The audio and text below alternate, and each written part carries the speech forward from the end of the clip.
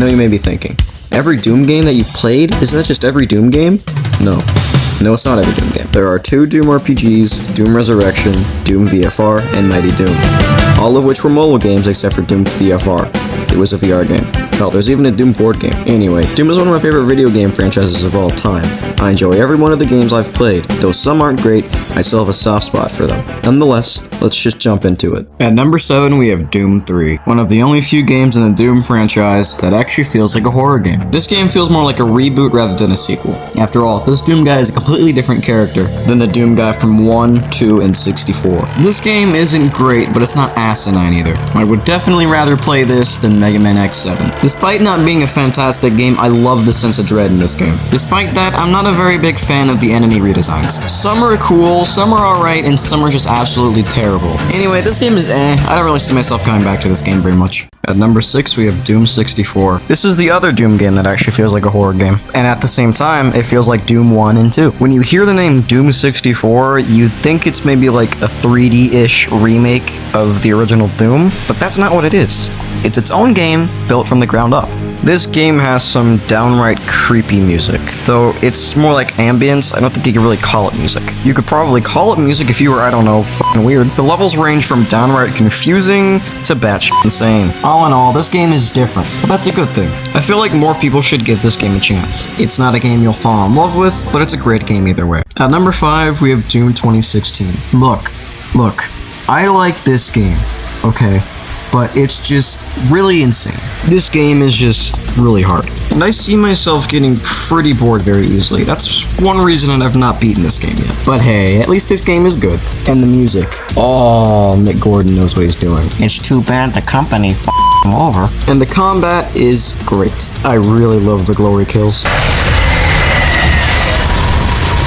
And I like the fact that they still got the power-ups in this game. Unlike Doom 3, these enemy redesigns are great. Though not a perfect game, it's a game that's worthy of its success. If you've never played a Doom game before, I highly recommend you start here. Either this, or any of the classic Doom games. This game really shows that no demon is a match for the Slayer. At number 4, we have Final Doom, which ironically was not the final Doom, because they made more. This game is actually 2 games.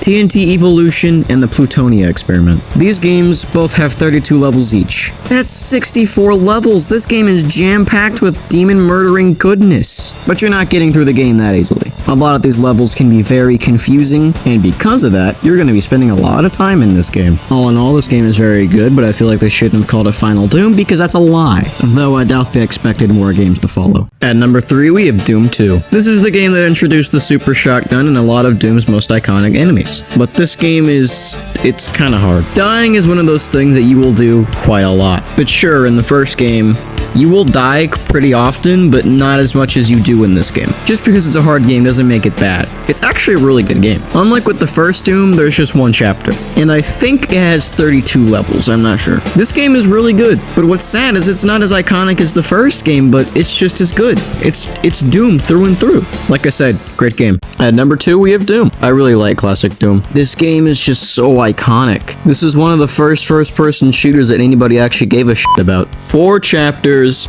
36 levels. What more could you possibly want? Not to mention the music.